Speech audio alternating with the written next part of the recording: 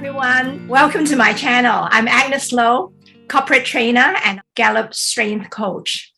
Today, I'm very happy to have a guest, also a very special friend of mine. He is now in Dubai. He actually from California. This gentleman, I met him through Strength Finder. Those courses, I have attended 3 different courses. One of the courses, the second course that I got trained was from this gentleman. And he is a very excellent and experienced senior strength coach.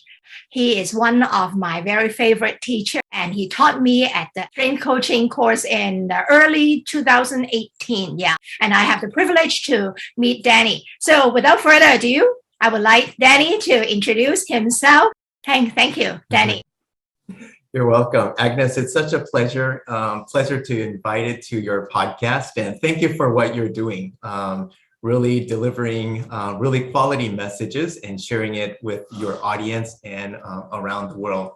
So a little bit about myself at a personal level and also a professional level. I was originally born and raised in South Korea.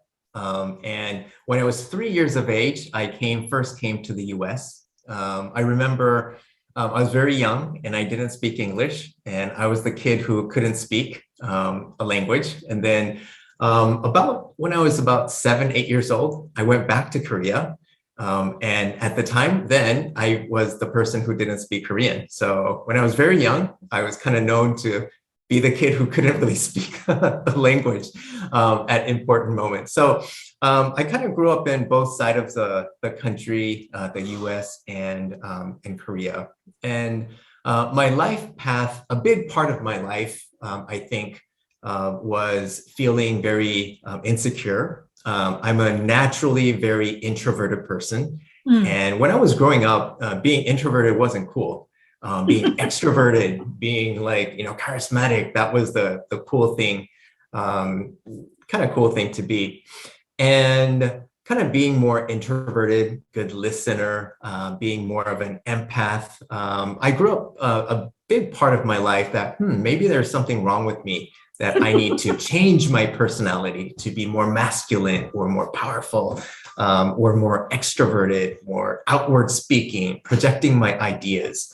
But it wasn't until I think my mid 30s that I kind of encountered this different way of living, which is strengths-based living or strengths-based development, which really zero in on identifying what's right about you, identifying your natural talents, and living a life in a way that's truly authentic. And more efficient and more effective. And I also remember I was working after my graduate study, I was working in a hospital and in a healthcare setting working with clinicians, doctors, and nurses and scientists. And in that environment, I still felt very inadequate or not really fitting in. And a big part, I was trying to fit in the social norm or the industry norm. But that discovery, encountering at the time, it was a book published by Gallup, now Discover Your Strengths. And it really changed the paradigm of who I am and how I live. And that kind of brought me over to actually applying for a job within Gallup, because I was just so interested about the science and their interest in human excellence and human performance, and helping people just unlock their natural talents and help them use them in a very authentic and efficient way towards the aspirations that they have. So that was a long time ago, and I've been kind of walking that path professionally for a long time now. And throughout my client service, basically, I think myself as a person, I love traveling, Agnes, like yourself. Yes. traveled in different parts of the world.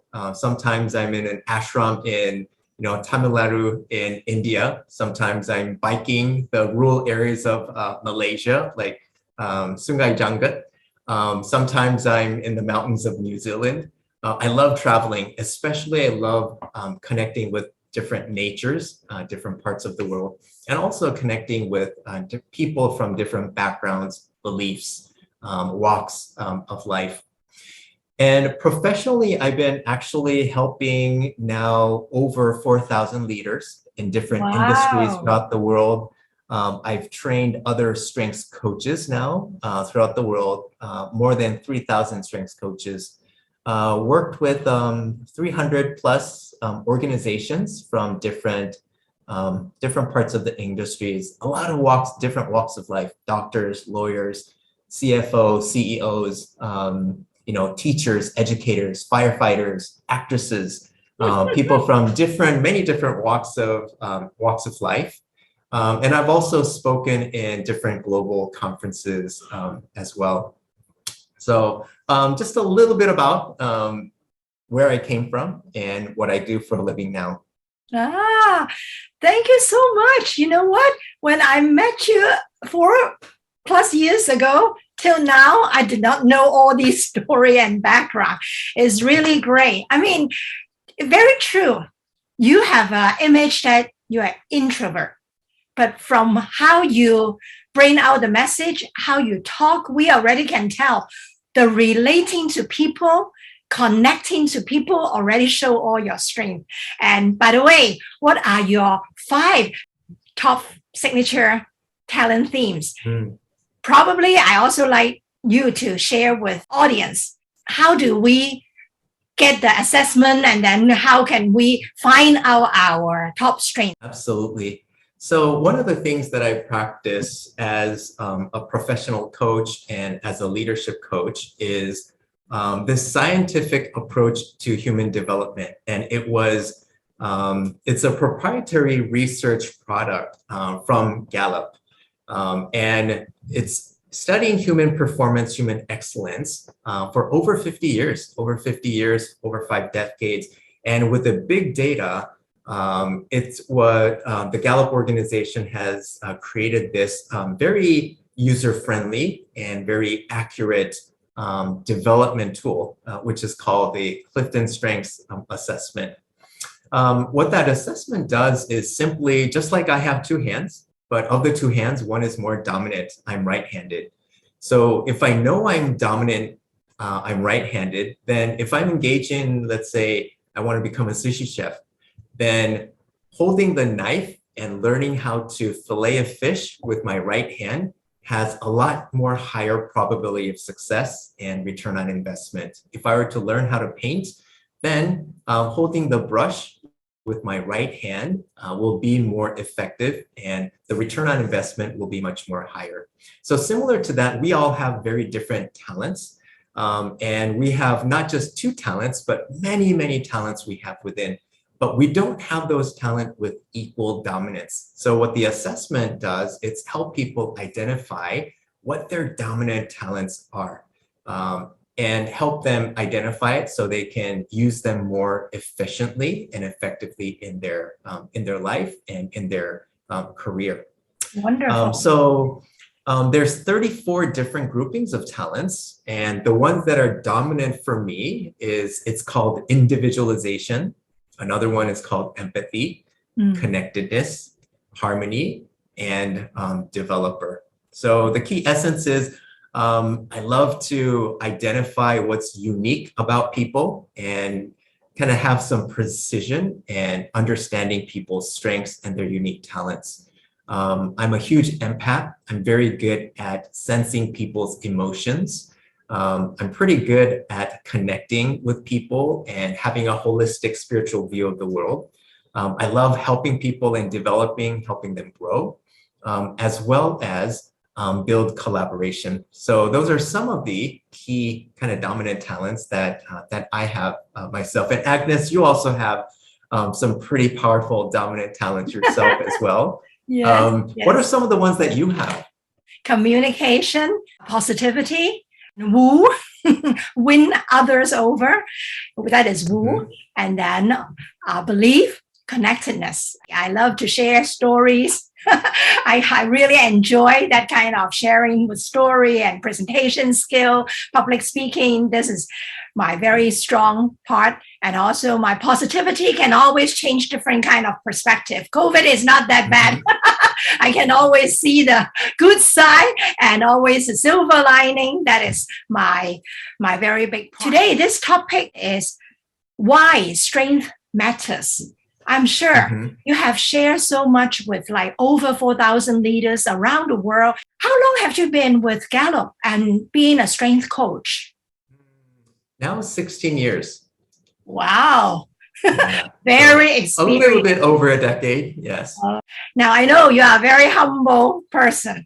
Tell me a little bit about when you have 16 years of experience, anything that you have discovered, the joy in this 16 years journey, because my series is about happiness transformation. There must be a lot of transformation, that strength that you have invested, the time being not only a trainer, teacher, coach for yourself. How did it really transform your life to see the happiness through strength? Yeah, so, we can start from even the word happiness transformation. So when we think about transformation is, oh, I need to transform into something else. Now is not happy yet, so I need to transform and become somebody else to become happy. But in the long journey that I have, engaging with people, happiness, it's not necessarily something that is outside, that needs to be discovered or found outside. Happiness really resides within the self. And when I say that, it's this. Happiness is one word, but it's not one thing.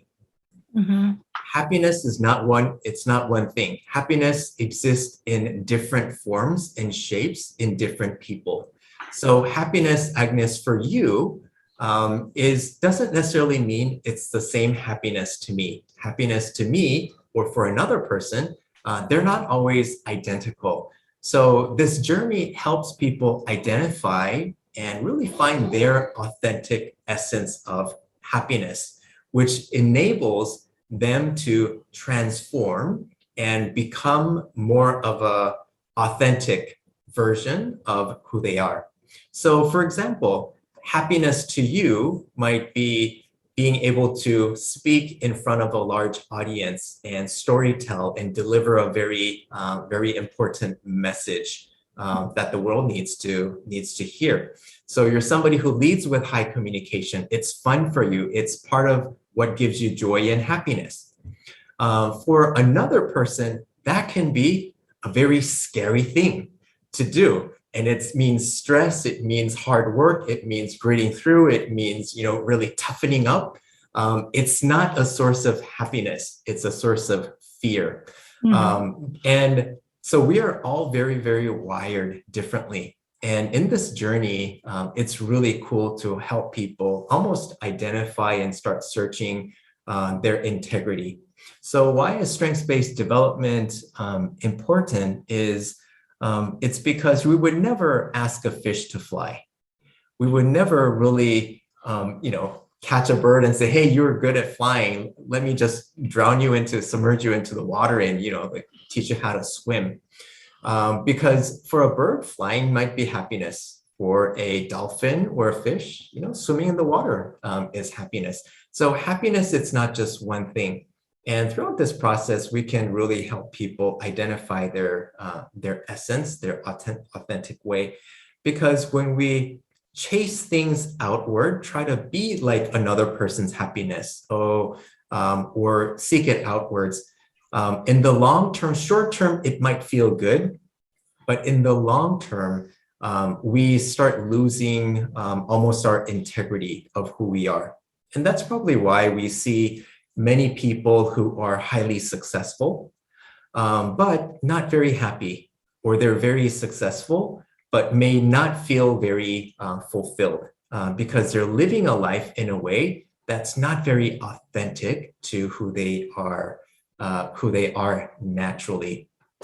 Also, it's important because when we understand our talents and our strengths, then life becomes a lot more effortless, a lot more effective, a lot more efficient as well. So it's a pretty cool journey to be part of.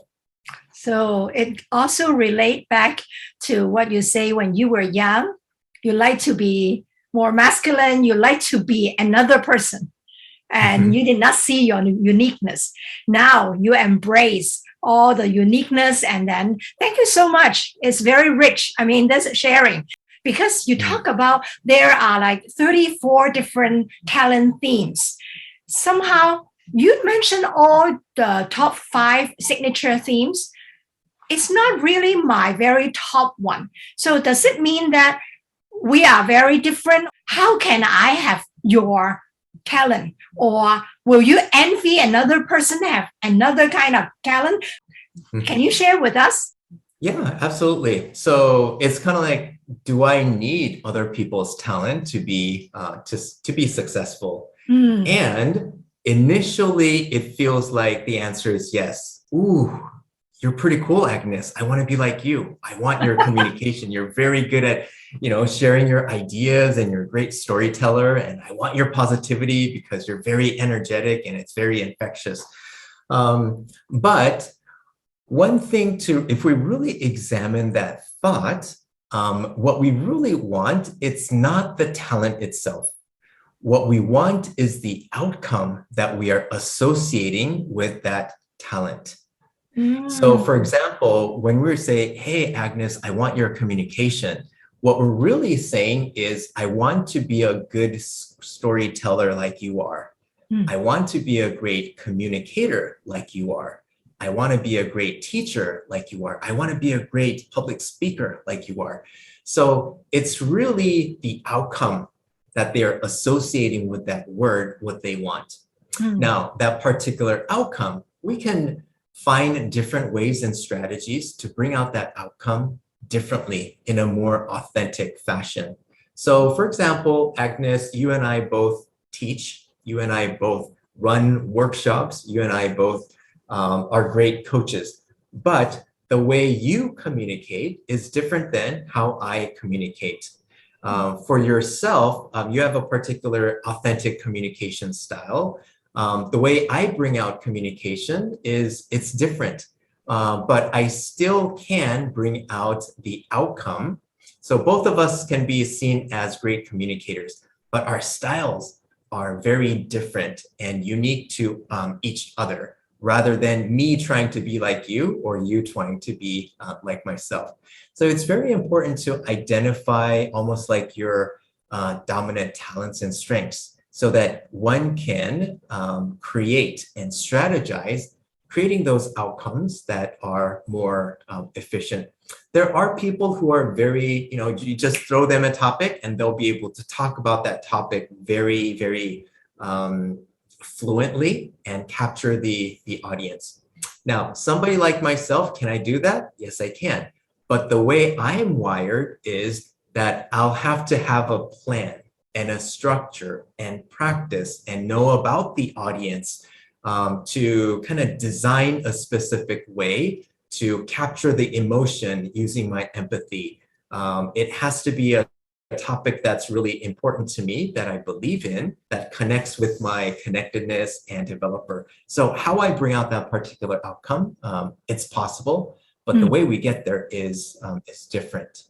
Yeah, thank you so much. I think your sharing has brought out a very clear answer to many of my audience. They may feel that, does it mean that I do not have certain kind of, it's actually the outcome. It's not especially talking about the word talent or theme. They don't need to emphasize about that. We can always use other top talent that we already feel the muscle feels so easy, so good at using, and then also execute certain kind of skill. I find strength is really helping me to understand how to wire and have a fulfilling life. This is very important. After we heard a lot from Danny's sharing, I also like to hear, Danny, what kind of service you like to share in this channel? As a natural developer, it's my number 5th dominant talent. I love helping people and different walks of life. If anybody feels kind of stuck in their life, or they want to find different ways to seek transformation, but in a way that's more authentic to who they are. Sometimes we just need another person who can to talk to and help them even think outside of their own paradigms and face their fears or face their challenges. You know, you can find me on LinkedIn. And I'll share the profile with you as well.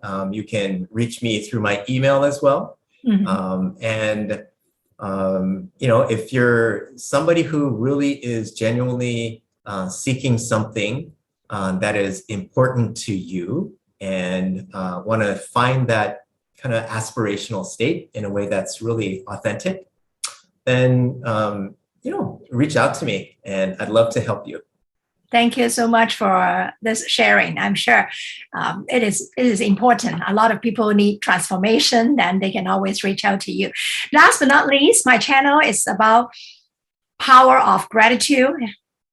So anyone you like to show your gratitude? Yeah, so let me kind of revise that question. There's so many people I'm thankful for throughout my life, but let me put it this way. I think about death quite often. And when we think about the word death, it's like this, oh, dark, you know, this very sad thing. But death is, it's just a natural reality. It's a natural reality. It's how Mother Nature is. And one thing for sure, we will all have that moment of when our journey on this earth kind of concludes. And I think about, how would I like to conclude my life? What might that look like? And one of the things that's important for me is when I look back, this is how I would like my life to be. Looking back, it's not about feeling proud of the things that I have accomplished. It's not about feeling that, oh, I left a legacy, or feeling that, oh, I have a lot of people showing up at my funeral. Those are less important to me than closing my eyes or almost like breathing my last breath on earth with a sense of gratitude, with a sense of thankfulness. Thankfulness to my body, thankfulness to my heart. I'm 47 years old now, and just the fact that my heart never failed me, I'm really thankful for that. I've traveled to so many different countries and got to meet so many people and connect with them, and just thanking my knees for enabling me to walk, get on planes, get off planes, climb mountains, and talk to people.